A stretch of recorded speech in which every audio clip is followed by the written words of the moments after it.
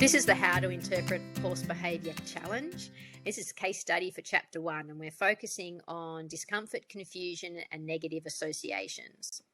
So the objectives of this case study are to analyse a horse behaviour case and identify potential sources of stress that could be creating discomfort, confusion, and negative associations. Then to develop a really simple plan of approach to investigate potential sources of stress. So I've got the case study here, and the activities we're going to do at the end, we're going to read the following case and you're going to watch the video. Then you're going to list all the potential sources of discomfort, confusion, or negative association that you think could be causes of this horse's behaviour. For each source, write a few words to describe why you think it might be relevant to the case. So just say, you might go, well, you might say, well, the horse's conformation. Okay, and then a reason would be, well, the horse's her conformation is really downhill and she's been asked to do something that requires collection. That might not be relevant to the case, but that's just an example. Then part B is I want you to create a plan of how you would approach investigating these potential sources of stress to see if any were relevant to this particular horse. Okay, so it's pretty simple. Please don't think this is really complex. This is pretty simple stuff. You can make it as long-winded or as simple as you like. Okay, so here's the case. First of all, some background. Now, this is the case study of MC, the lazy horse. So MC is a 7-year-old mare of heritage Waler descent. So for those that are not in Australia, these are like our foundation horse for our military way back. So they've got a little bit of a mix of heavy horse. They're very hardy and durable horses. That was born on a station, so that's like a big ranch for those of you in the States, before being caught at approximately 2 years old, and it was found that she was in foal. The foal was quite large and she did have a difficult birth. She was started under saddle and it was found to be quiet. However, she's been labelled by coaches and trainers as lazy and potentially naughty when kind of this laziness is addressed. She struggled to canter and could get anxious when asked.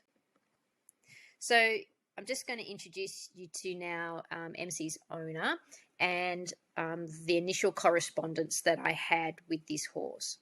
So my mare is a major internalizer, but very quiet all the same. I've been trying to solve her riddle for 18 months now. She's very lazy in the arena and discovered she has bad ulcers. Treatment underway, but the trigger is stress, more than likely me rushing her when she was younger.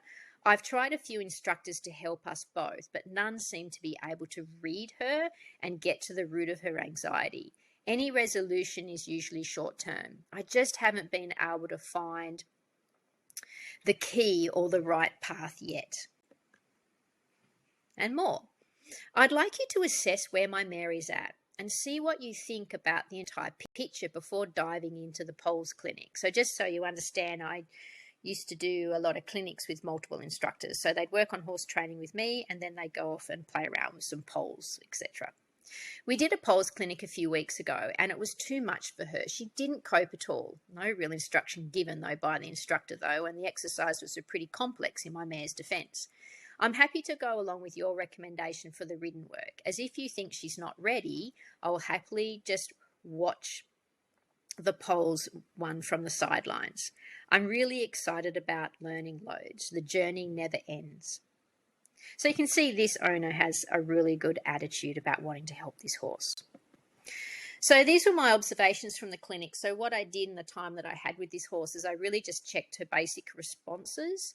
So MC responded with resistance and some hesitation to lateral flexion responses, as well as hindquarter yields on both reins.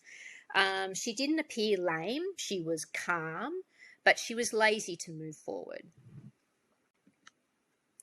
So there's the following little bit of footage, and why I took it was that MC's owner had identified, she did this really strange thing every time she picked up the reins to, ask MC to do anything at the start. She'd always do this funny behaviour of like diving her head to the ground, okay? And she thought it was really strange because she did it kind of every time. And she knew her owner had this inkling that it's all connected, her behaviour and then this funny behaviour she was doing. So let's just have a look at that and that funny behavior that she does. Okay, so MC's owner noted that every time she just went to pick up the reins, and you'll see in this footage that, she just goes just to touch the rein, and MC just slams her head down, and you can see she's doing some jaw twisting and things like that. So that's when the horse was anticipating that she was going to be asked to do something. Okay. All right, so these are the activities again, what I read out at the start. Okay, so this information, take it on board. Okay, and then what I want you to do is I just want you to create a list of all the potential sources of discomfort, confusion, or negative association that could be causing this horse's behavior. Okay, and then for each source you just write a few words to describe why you think that's relevant to this particular case. What information within this case that I've given you so far gives you a heads up that this might be relevant. Then what I want you to do is I want you to create like a little bit of a stepwise plan of how you would approach investigating these potential sources of stress to see if any were relevant to this horse. So what kind of stepwise approach would you take to trying to nut out to find out what actually is the problem with this horse? Okay, good luck everyone. I'm looking forward to your responses.